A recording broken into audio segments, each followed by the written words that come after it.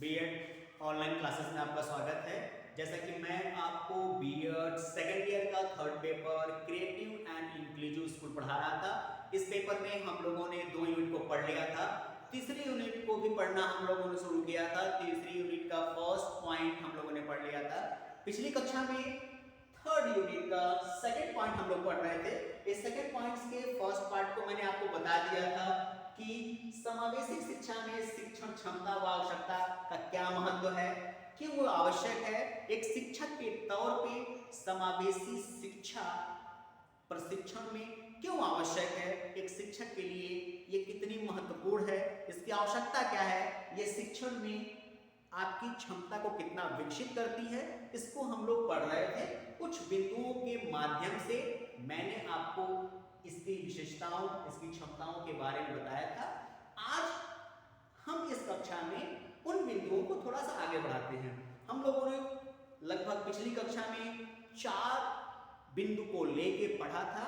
अब हम लोग इसमें के जो बचे हुए शेष बिंदु हैं, जो हमारे शेष बिंदु, जो शेष पॉइंट्स बचे हुए हैं, हम लोग उसको पढ़ेंगे, उस पर चर्चाएं करेंगे।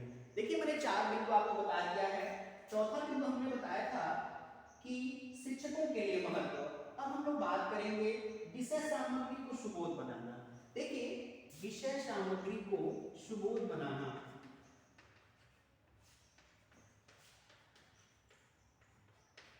विषय सामग्री को सुबोध बनाना,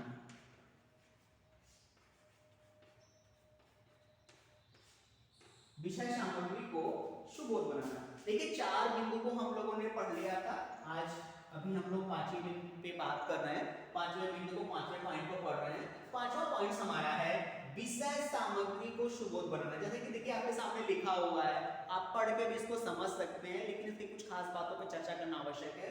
देखिए, विषय सामग्री को सुबोध बनाना, कहने का तात्पर्य है कि पाठ्यचर्या बनने के बाद उस पाठ्यचर्या को, उस विषय वस्तु को, उस पाठ्यक्रम को, उस टेक्स्ट बुक्स के अंदर लिखे गए मैटर्स को कक्षा के बीच में बच्चों के पास ले जाने का जो काम होता है वो शिक्षक का होता है।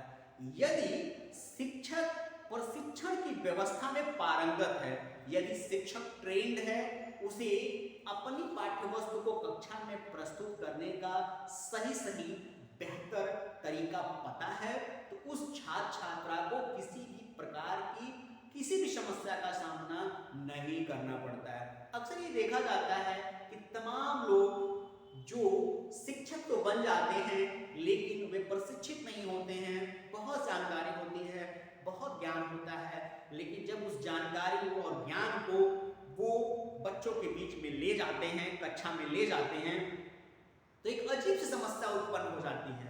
बहुत बेहतर तरीके से वो अपनी बात को कक्षा में रखते हैं, लेकिन जितने बेहतर तरीके से वो कक्षा में अपनी बात रखते हैं, उतने बेहतर तरीके से शायद उस कक्षा में उपस्थित बालक बालिकाएं उनकी बात को नहीं सुनते हैं, नहीं समझते हैं। फिर एक अजीब सी असमंजस की समस्या आ जाती है। टीचर के अंदर फ्रस्ट्रेशन होता है, फिर वो घबराने लगता है, और जिस उद्देश्य को लेकर कक्षा में वो गया है, शायद उसके उद्देश्य की पूर्ति नहीं हो पाती है। इसके लिए आवश्यक होता है कि प्रत्येक शिक्षक, जिसको कक्षा में बच्चों को पढ़ाना होता है, पाठ्यवस्तु को बच्चों के बीच में ले जाना होता है, वह शिक्षक कम से कम प्रशिक्षित हो। उस प्रशिक्षण में वो समावेशी शिक्षा को जानता हो, वो समावेशी शिक्षा को जानता हो। यदि शिक्षण के तौर पे समावेशी शिक्षा को वो जान लेता है, पता कर लेता है, पढ़ लेता है, समझ लेता है, तो जब कभी भी उसे मौका मिलता है शिक्षण करने का, वह अपना मैटर, अपना मटेरियल, अपनी पाठ्यवस्तु, अपना ज्ञान, अपनी योग्यता जब कभी भी कक्षा में लेके जाता है बच्चों के बीच में, तो वो बच्चों की मनोदशा, उनकी मेंटल एबिलिटी रिक्वायर्स को ध्यान में रखते हुए अपना पाठ्यचर्या, अपनी पाठ्यवस्तु, अपना ज्ञान, अपना नॉलेज वो बच्चों के बीच में रखता है। क्यों? क्योंकि उसे समावेशी शिक्षा का ज्ञान है। वो जानता है कि हमारी कक्षा में जो बालक बालिकाएं बैठी हैं, ये सभी शारीरिक, मानसिक, आर्थिक, व्यक्तिगत, लैंगिक तौर पे सभी डिफरेंसेस हैं। सब एक होते हुए भी एक क्लास में बैठते हुए भी सबकी मेंटल एबिलिटी अलग है, फिजिकल एबिलिटी अलग है, हियरिंग एबिलिटी अलग है, सीइंग एबिलिटी अलग है। तो ये सारी व्यवस्था को जब वो जान लेते हैं तो किसी भी विषय वस्तु को वो जब कक्षा के बीच में ले जाते हैं तो बड़े ही सरल तरीके से ले जाते हैं। ऐसी प्लानिंग करके वो कक्षा के बीच में पहुंचते हैं कि यदि तीव्र बुद्धि का बालक है, विशिष्ट बालक है, उच्च प्रतिभाशाली बालक है तो शिक्षक द्वारा बताई गई बातों को तुरंत सीख लेता है, और यदि सामान्य बुद्धि का बालक है तो वो भी प्रयास करने से वो शिक्षक द्वारा बताई गई बातों को सीख लेता है, और यदि मंद बुद्धि बालक है तो वो भी शिक्षक के सरल और प्रभावी तरीके से प्रभावित होकर समझ के उस शिक्षक द्वारा बताई गई प्रत्येक विषय वस्तु को बड़े ही कम समय में आसानी से सीख लेता है। इसके लिए आवश्यक होता है कि शिक्षण प्रशिक्षण में ही समावेशी शिक्षा की व्यवस्था को छात्रों के समक्ष प्रस्तुत कर दिया जाए। छात्र को, जो छात्र अध्यापक है, वो प्रशिक्षण में ही समावेशी शिक्षा को समझ ले। जब समावेशी शिक्षा को समझ लेगा तो जो कोई भी विषय सामग्री वो बच्चों के बीच में ले जाएगा उसे सुबोध बना देगा, इजी बना देगा, और जब वो इजी हो जाएगा तो जाहिर सी बात है कक्षा में बैठे सभी छात्र छात्राएं उसके द्वारा प्रस्तुत किए गए ज्ञान को, नॉलेज को बहुत ही आसान तरीके से समझ लेंगे।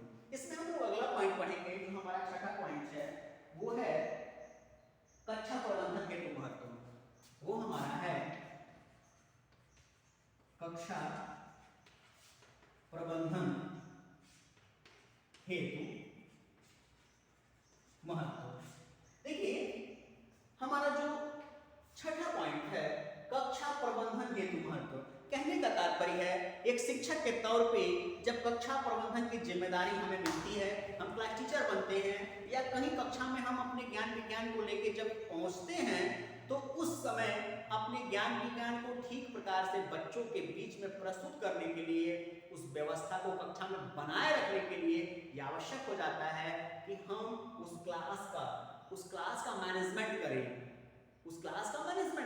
क्योंकि यदि हम मैनेजमेंट नहीं करते हैं या हमें उस क्लास का मैनेजमेंट नहीं पता होता है तो क्या करते हैं, हमें अध्यापन कार्य करने में बड़ी ही असुविधाओं का सामना करना पड़ता है। जैसे कि मैंने पिछली कक्षा में आपको बताया था कि यदि कोई दृष्टिबाधित या निम्न दृष्टि दोष से ग्रसित बालक है, वो कक्षा में पीछे बैठा हुआ है, आप बोर्ड पे कुछ लिखते हैं, दूर दृष्टि दोष के कारण उसे आपके द्वारा बोर्ड पे लिखी चीज नहीं दिखाई देती है, वो बार बार आपसे प्रश्न करता है कि सर आप बोर्ड पे क्या लिखे हैं, हमें तो दिखाई नहीं दे रहा है।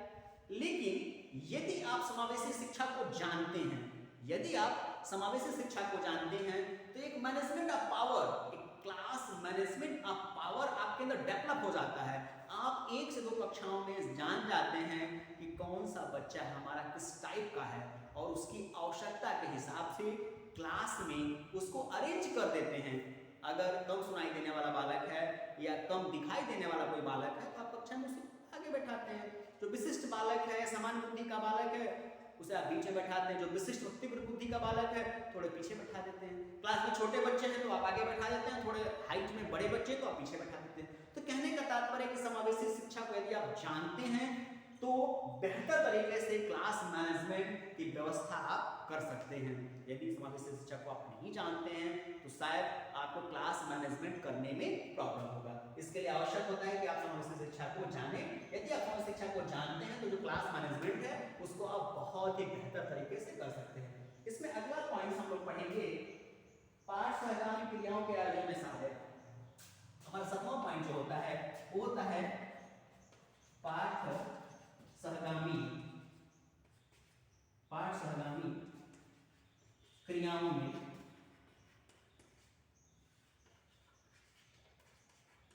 सहायक।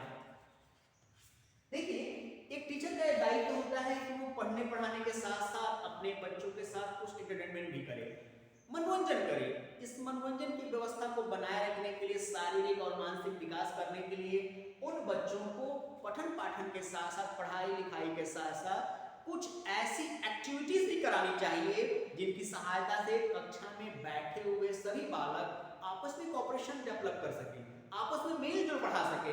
इसके लिए आवश्यक होता है कि यदि आप समावेशी शिक्षा को जानते हैं, आप शिक्षा के महत्व को जानते हैं, शिक्षा की व्यवस्था के इंपॉर्टेंस को जानते हैं, आप इसकी आवश्यकता आवश्यकता को जानते हैं, आप यदि पहले से प्रशिक्षण में ही समावेशी शिक्षा को जान लेते हैं तो क्या होता है कि आप जब कभी आपको समय मिलता है शिक्षण के दौरान, यदि कक्षा में आप पढ़ा रहे हैं, बच्चों को पढ़ाई में मन नहीं है, तो तमाम एक्टिविटीज के द्वारा, तमाम पाठ सहगामी को कैरिकुलम एक्टिविटीज के द्वारा आप उन बच्चों के शारीरिक और मानसिक विकास को डेवलप कर सकते हैं, जिसकी सहायता से आप उन बच्चों को भावी भविष्य के लिए स्वस्थ वातावरण प्रदान कर सकते हैं। तमाम ऐसे गेम हैं, इंडोर गेम हैं, आउटडोर गेम हैं, जो टीचिंग के साथ साथ कह सकते हैं पढ़ाने के साथ साथ उन छात्र छात्राओं के शारीरिक और मानसिक विकास में भी सहायक होते हैं।